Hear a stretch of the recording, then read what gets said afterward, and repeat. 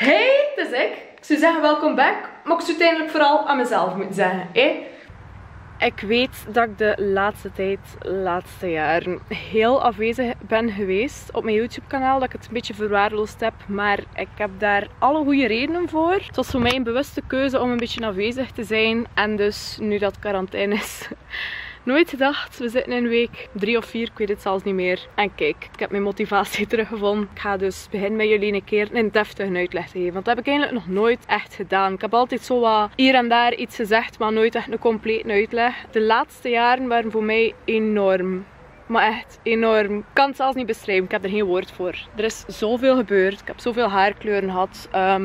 Ik weet niet hoeveel dat ik er hier heb gehad. Bon, nu heb ik dus rost met een uitgroei. En dat zal nog even blijven, want we mogen niet naar de kapper. Ik ga het heel kort houden en zo goed mogelijk proberen uitleggen. Ik weet dat ik heel actief was op mijn YouTube. En ook een beetje anders was voordien. Maar je moet weten, een mens groeit op. Dat is bij mij dus ook gebeurd. En ik heb dus in de periode dat ik actief bezig was met mijn YouTube Pieter leren kennen. Pieter? Oké. Oh, vogels. Fantastisch. Pieter en ik zijn nu ongeveer 3 jaar samen. Jullie zien dat ook wel. Dat is een super serieuze relatie. Een keer dat iets serieus wordt, ga je op een duur prioriteit moeten stellen. En dus bepaalde dingen meer of minder tijd geven. En bij mij was dat dus eigenlijk een beetje het geval met mijn YouTube kanaal. Ik wou meer tijd met Pieter spenderen en eigenlijk meer energie steken in mijn toekomst en zo. Daardoor had ik dan eigenlijk wat minder tijd om YouTube video's te maken. Want Pieter en ik zijn bijna, ja, zijn zo goed als dag en nacht samen. En dus dan ga ik ook niet zeggen, Pieter, even aan de kant. Ik ga hier nu...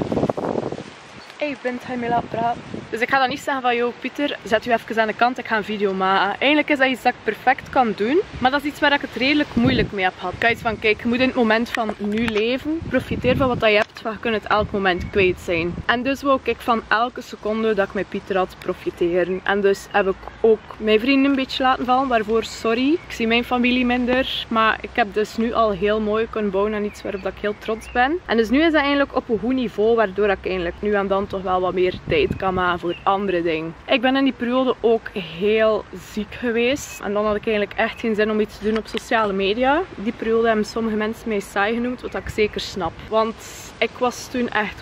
Ik ga jullie een keer uitleggen wat dat eigenlijk was, want ik heb dat eigenlijk ook nog niet gedaan.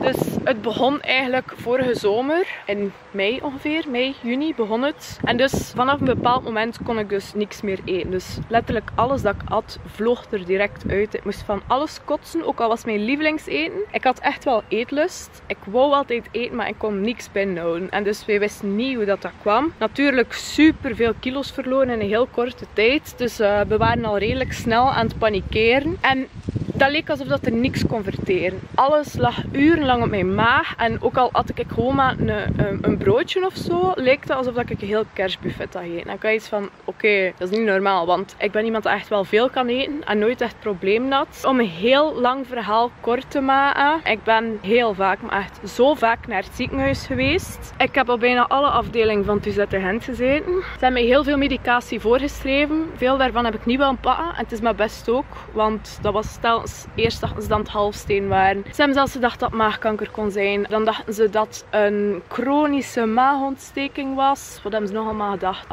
Astroparitis, ik weet niet. Allerlei maagziektes, dit en dat. Ze hebben van alles gedacht. En heel raar, ze hebben mij op voorhand dingen voorgeschreven. Dat ik dacht van, zou je dat pas niet beter doen als je effectief een diagnose hebt? Precies omgekeerde werking, maar bon. Puntje bij paaltje, we zijn nu bijna een jaar verder. Ze hebben er nog altijd geen stempel op geplakt. Ze moeten dat voor mijn part ook niet doen. De conclusie waar we nu dus zijn tot gekomen is dat ik gewoon moet opletten wat ik eet. Niet te veel vettige dingen. Opletten met ajuin. Pikant eten mag ik niet meer eten. Alcohol mag ik niet meer drinken. Koffie mag ik niet meer drinken. Doe ik het soms? Ja. Zie ik ervan af? Ja. In principe ijsjes en zo mag eigenlijk ook niet. Zo dingen waarvan dat uw maag rare shit kan doen. Best gewoon skippen. Dus voor mij is dat een heel moeilijk jaar geweest. Er waren periodes dat ik echt bijna niks kon eten. Dus nu is dat op dat vlak wel al verbeterd. Maar het is, ja... Het gaat niet weg of zo. Ik moet gewoon opletten wat ik doe. En sommige dingen kunnen heel lang op mijn maag liggen. Like een belegd broodje, what the fuck. Dat is echt... En prei, dat is bijna zelfmoord. Maar bon. Ik verteer niet goed meer. Dat is niet gebeterd. Soms zitten er letterlijk stukjes eten in mijn stoelgang. Ik moet ook veel meer naar het wc dan anders. Dus ik ben heel veel afgevallen. Niet meer kunnen bijkomen. Al een klein beetje terug. Maar ja, niet veel of zo. En voor mij was het moeilijkste eigenlijk niet ziek zijn zelf. Maar vooral de reacties van de mensen. Ik had heel veel mensen in het begin en ik snap dat. Allee, als je de situatie niet weet, is dat normaal dat je dat vraagt. Maar zoveel mensen die mij vroegen van, amai, je bent afgevallen, heb je tips, hoe heb je dat gedaan? Ik wil dat ook doen, ik ben jaloers. En dat is allemaal super positief bedoeld, dat weet ik. Maar dat komt zo hard aan. Als je zo echt ermee in zit en je krijgt 100...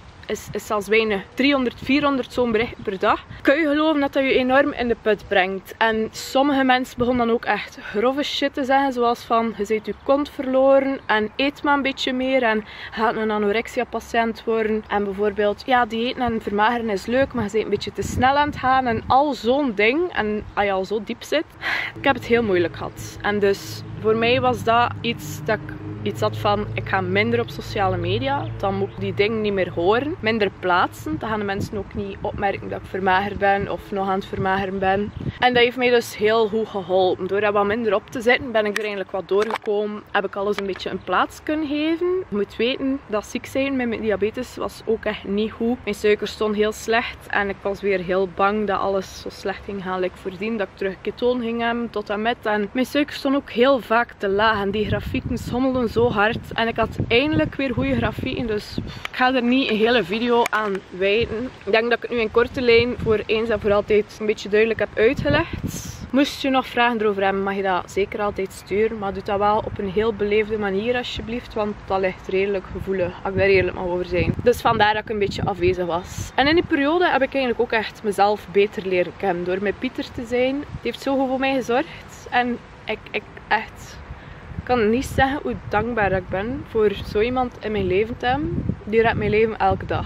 Dat klinkt kapot cringe als ik dat zeg, maar dat is echt. Moest ik Pieter niet had hebben in die periode, moest ik dat alleen moeten meemaken hebben, ik zou er heel anders uitgekomen zijn. Als ik eruit... Bon.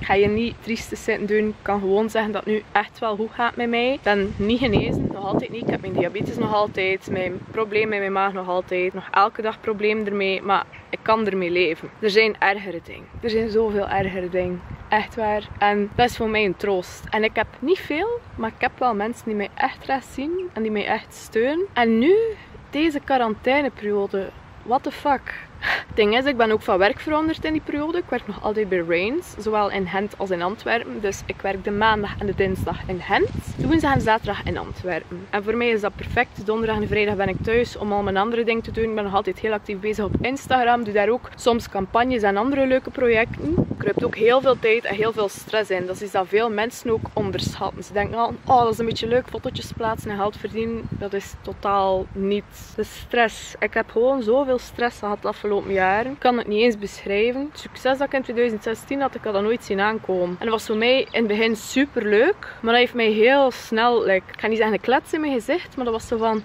En een grote druk. En dat heeft zo 2-3 jaar lang enorm op mijn schouders gelegen. Maar dat is een leuke druk. Maar het kan u tot heel rare gemoedstoestand brengen soms. Als het dan een een dag wat minder gaat met u of dit of dat. Er zijn zoveel mensen die u troosten. Maar je hebt iets van, ik moet altijd mensen tevreden maken. Ik moet video's blijven maken, ook al voel ik mij slecht. En dat heb ik ook gehad. Dat ik iets had van, kijk, ik voel mij zodanig slecht. Dat is wel dat ik video's blijf maken. Dus in de plaats dat ik nu en dan een geforceerde video maak, maak ik gewoon niks meer. Dat is dus eigenlijk wat ik gedaan had. Je hebt dat wel zien, een paar video's terug, die trekken op niks. Sorry, vind ik zelf. Ik vind ze echt slecht. Als ik dat vergelijk met hoe dat mijn YouTube vroeger was, ik herken mezelf niet meer.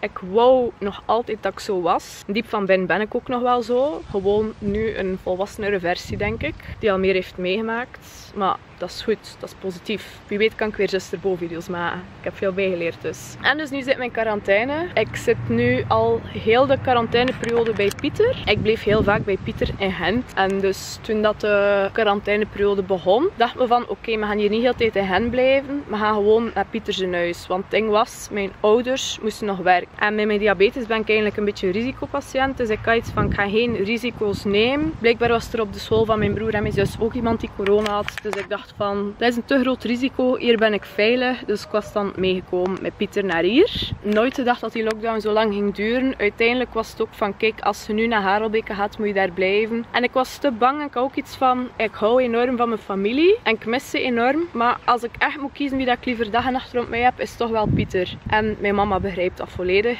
Neem mij dat ook niet kwalijk. Er komt toch een dag dat ik het huis ga verlaten. En dat ik die keuze ook ga maken. De keuze dat ik eigenlijk nu gemaakt heb. Dus het is voor mij al wat iets gemakkelijker. Want Want normaal gezien zouden Pieter en ik nu aan het kijken zijn voor een appartement te huren, te kopen, wie weet. Dat gaat nu natuurlijk wat moeilijker, het gaat zelfs niet, maar bon, komt er sowieso van, dus dat is nu niet zo erg. Alles is nu een beetje anders. En het ding is, ik ben iemand dat eigenlijk heel moeilijk heeft met soms thuis te zitten en niks te doen. Omdat ik eigenlijk zo weinig vrije tijd heb. Als ik zo'n keer 2 dagen thuis ben, wil ik altijd van alles doen. Of ik heb iets van, kijk, Bo, je bent thuis, je moet een video maken, maak dat. Maak gewoon dat je iets productiefs gedaan hebt. Ga daar eens naartoe, ga netwerken met mensen of zo, weet ik veel wat. Ik kon zo niet gewoon zeggen, ik ga nu thuis zitten en naar een serie kijken, zonder mij schuldig te voelen. En wauw, deze quarantaineperiode heeft mij dat geleerd dat het oké is. Letterlijk, door lui te zijn en niks te doen, redden we levens. Dus het kan niet beter zijn. Nee, we zitten nu eigenlijk lang thuis. En dus voor het eerst in 5, 6, 7 jaar dat ik mij zo stressvrij heb gevoeld. Ik heb letterlijk niks van zorgen. Niet dat ik iets heb van morgen moet ik om dat uur opstaan en gaan werken. Of ik moet dat nog doen of dat nog doen. Oké, ik heb nog altijd mijn projecten en zo op sociale media. Maar ik kies zelf wat ik doe. En ik doe altijd redelijk weinig. Ik zeg echt niet vaak ja tegen dingen. Omdat ik wil daar helemaal achter staan. Ik heb iets van, kijk, als ze een product opsturen, zou ik het kopen, moest ik het nu niet gesponsord krijgen. Het ding is, ik praat ook heel veel met mijn volgers. Dus ik ken jullie interesses. Ik weet ook van, bon, dat moet ik echt niet doen, want dat gaat niemand interesseren. En dus, ik let daar heel goed op. Ik zeg heel vaak nee tegen dingen. Dus heb ik ook niet zoveel opdrachten, wat ik persoonlijk super vind. Ik ben heel blij met hetgeen dat ik heb. En nu valt het allemaal zo goed te regelen. Like, ik kan een keer uitslapen zonder mij schuldig te voelen. Als ik nu zeg van ik ga een heel voormiddag series kijken, het is oké, het mag. Dus ik ben echt, ik ga niet zeggen opengebloeid deze quarantaine, maar gewoon echt tot rust gekomen. Zodanig rustig dat ik zelfs iets had van fuck it, ik ga terug met mijn YouTube kanaal beginnen. Het ding is, ik heb een paar video's gemaakt deze periode al, maar ik heb die op mijn IGTV gezet, omdat ik dacht van dat is leuker, je hebt daar ook al uw reach in één platform. Maar dus ik had vanmorgen op mijn Instagram gezet, willen jullie dat ik terug op YouTube ga of moet ik op IGTV blijven? En verbazend genoeg had iedereen, nee niet iedereen, maar had meer dan de helft op YouTube gestemd. Dus dacht ik van oké, het is tijd. Pak je camera en doe er iets aan. Dus bij deze dacht ik van oké, quarantainevlogs.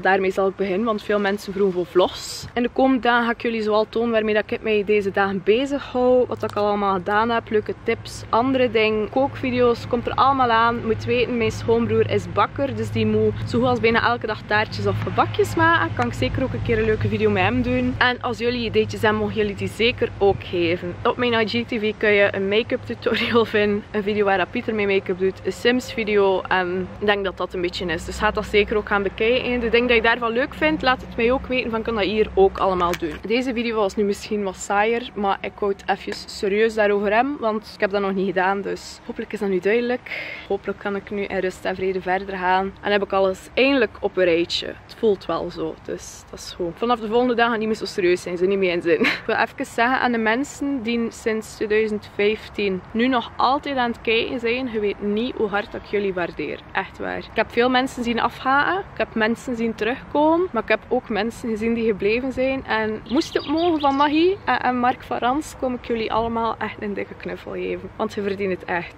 Jullie hebben mij ook echt. Oké. Ik ga niet emotioneel worden. Bon, merci voor het kijken. De volgende dagen ga je sowieso wel weer meer zien verschijnen. Maar wat dat zal worden, dat is nog een surprise. Laat jullie ideetjes zeker weten. Wat wil je zien in de quarantainevlogs? Wil je andere dingen zien? Wil je oude dingen van op mijn YouTube kanaal terugzien? Laat het ook zeker weten. En ik beloof jullie, nee ik beloof niks. Maar ik ga proberen mijn best te doen om niet meer weg te gaan. Dus dat was het dan voor vandaag. Bedankt voor het kijken. Tot ik er weer zie. Met of zonder een pak maar zonder een serieuze babbel. Het zal wel, pak maar zonder. Doei!